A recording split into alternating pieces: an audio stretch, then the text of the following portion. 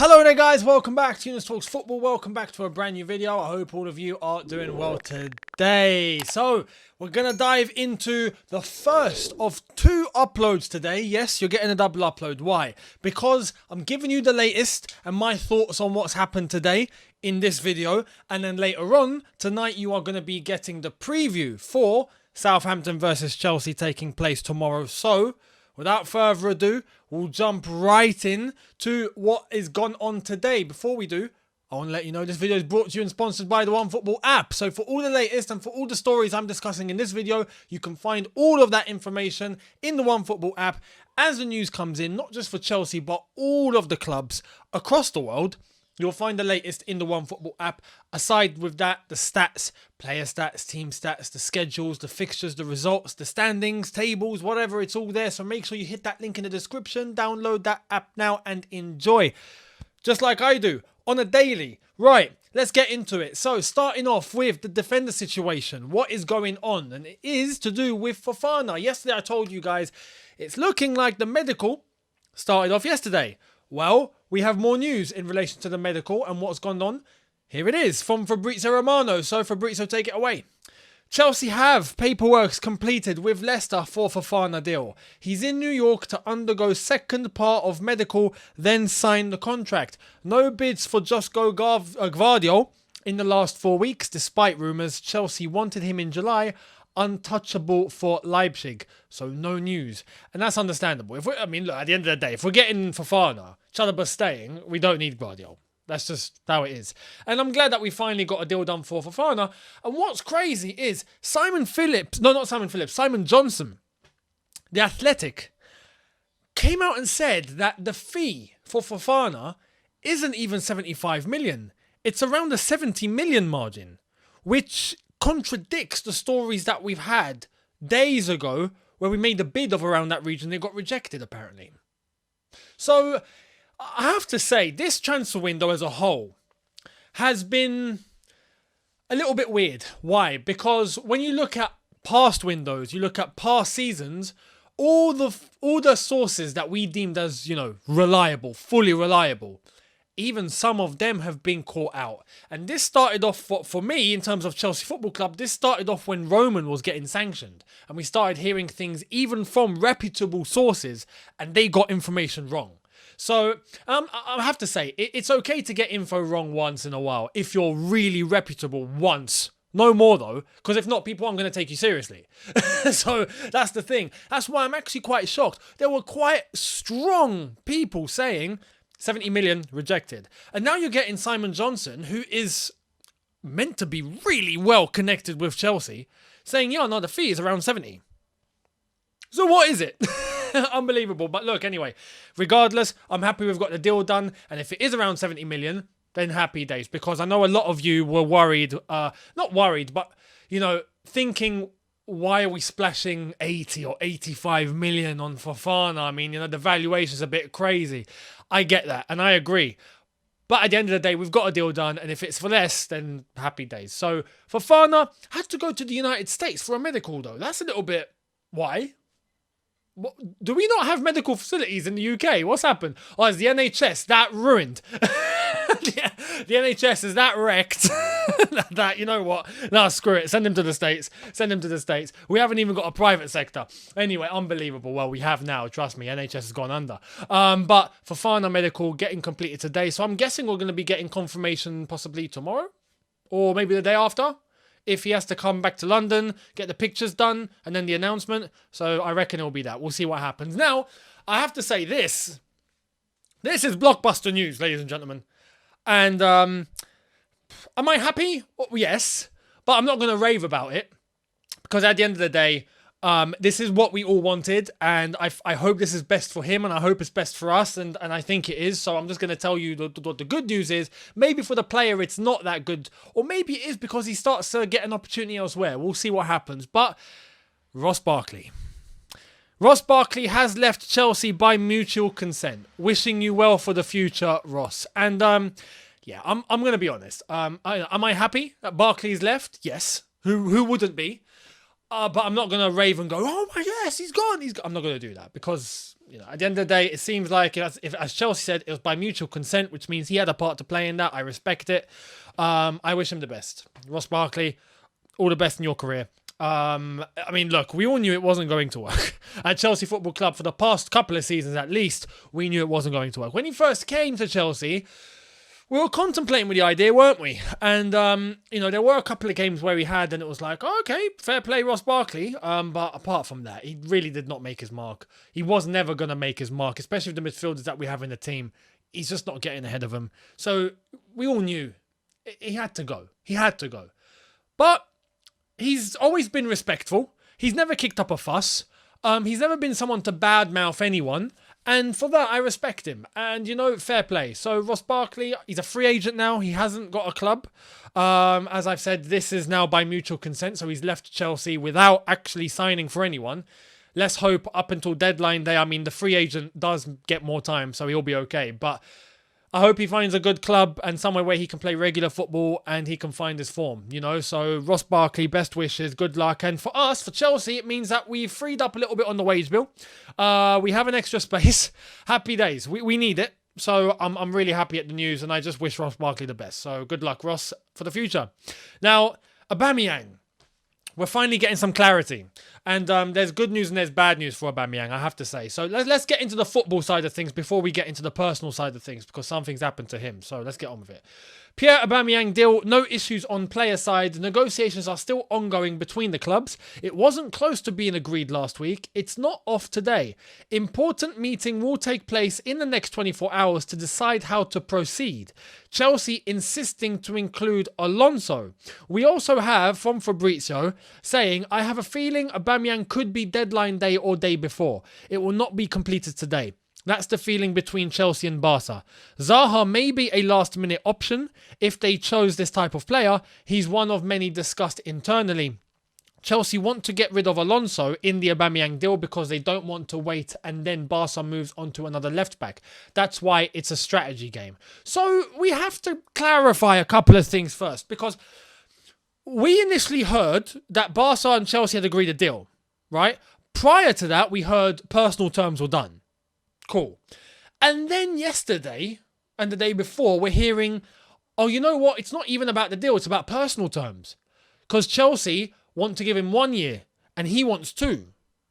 But now we're hearing, personal terms are all good. That's not the problem. It's because of Alonso in the deal, which was an issue at the very beginning of this.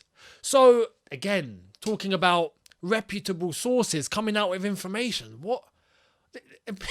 People need to start realizing their reputations are on the line here. It's getting a bit mad. But I'm glad that it's nothing to do with personal terms. I wouldn't be surprised that it's nothing to do with personal terms. And if it is to just do with Alonso, then I can agree what Chelsea are coming from here. Because we need to flog Alonso. He wants Barcelona. And if Barcelona want Alonso, which apparently they do, then why not include him in the deal? Because if you're going to do this deal for Aubameyang straight cash, and then you're going to come in and give us money for Alonso, well, you might as well just put him in the deal.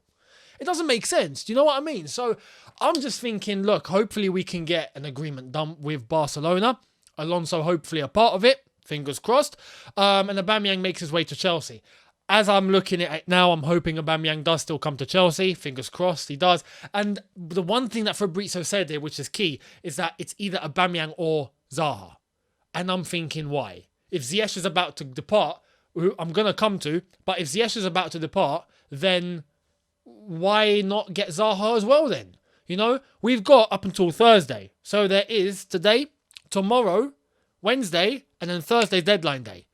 So we got to get a move on. If not, who's replacing Ziyech? And who's replacing another wing I'm about to talk about? It's looking a bit scarce up top in that attack. So we'll wait and see. But talking about Aubameyang, have to say this because there was news come out of Spain this morning that he got his house raided into. Him and his wife apparently he was hurt. His wife, I'm not sure if she was or wasn't, but she was there and experienced everything. And yeah, I think robbers came in, took things, harmed Aubameyang. Not sure about his wife, but both of them were there. And yeah, it's really, really sad to hear. This seems to be a recurring theme in Barcelona. You know, I don't know if all the footballers live in the same area or something, but it's a frequent thing, it seems, for footballers to be targeted in that area. So I don't know if it's because of Aubameyang's links away from Barcelona, if it's Barcelona fans. I would doubt it. I just think it's people that know where the money is and are trying to rob a footballer's house. And in the meantime, harm Aubameyang in the process. Apparently he is okay and there's nothing to worry about. But it's quite an experience. So, yeah, it's sad to hear. I hope Aubameyang's all right. I hope his missus is okay. I don't know if there's kids involved. I have to say I'm unsure on that. If there is, I hope they're okay. If there isn't, cool. So, yeah, we'll see what happens with Aubameyang. That is probably going to tempt him to leave. I'm not going to lie. If it happened to anyone, we'd be like, yo, I need to get out of here. So, look, we'll see what happens with Aubameyang, but I hope he's okay. Moving on to a winger. I've just said, now we know about Ziyech. As I've said, I'd come to him. Ziyech looking like heading off to Ajax because Antony is about to join Manchester United for the fee of about £85 million, 100 million euros or so. So if that's the case, Ajax now coming in, Chelsea are valuing him. I read at about 25 to 30 million, which is cool. I would do that. We get most of the money back that we paid for him initially. Yes, we make a loss, but we make something back at least. So it's better than nothing. If he goes, cool. But there's another winger that seems to be leaving, and he's heading out on a loan. So, let's get into it. This is Chelsea are finally closing in on 2 departures. Callum Hudson-Odoi will join Bayer Leverkusen on loan in the next hours. Deal set to be completed soon. Ethan Ampadu will fly to Italy as medicals booked on Tuesday to join Serie A side Spezia on loan. It's done. So, Hudson-Odoi departs.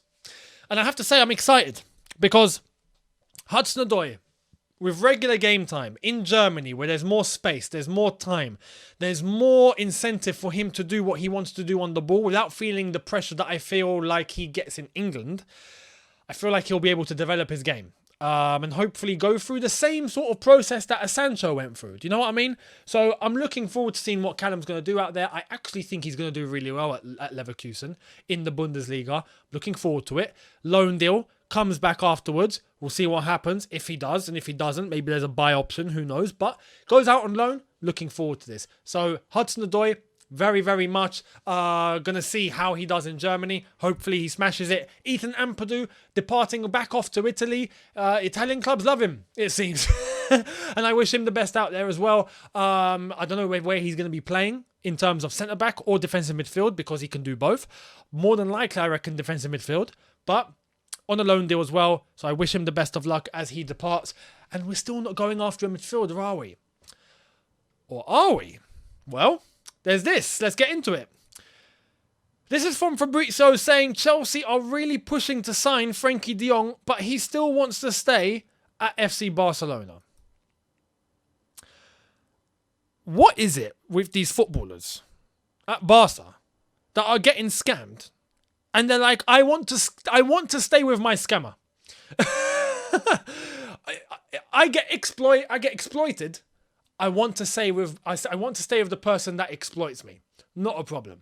You know? And maybe those words are a bit harsh, I'm not going to lie. But he's owed money and Barca are not paying him his wages and there's a big dispute about it between him and the club. And then he turns around and goes, I want to stay here and I'll take a pay cut. I mean, you might as well just bend over at this point. It's just... I don't understand it. I don't get it. Look. De Jong, you want to stay at Barca? Stay at Barca. I'm done. In the meantime, the money that we are prepared to spend on De Jong, which is a lot of money, we should try and get a bloody defensive midfielder in urgently, somewhere. Whoever it is, I don't know. Go and get someone. You know, we've got 3 days left. Take that money, forget De Jong. He wants to stay at Barca, let him stay at Barca, let him get pay cuts, let him get taxed. I don't know what's going on at Barcelona, but let him get exploited at Barca. I couldn't care any less. He wants to stay there, cool, you stay there. Take that 80 million that we were about to spend on him, right? And this goes for Manchester United as well. Maybe they've already done that. Maybe they've taken the money they were trying to chase De Jong with and went and bought Antony with 3 days to go in the window. Maybe they did that in fair play because that's actually a good investment for them. We should go do the same and get a defensive midfielder, please. Urgently.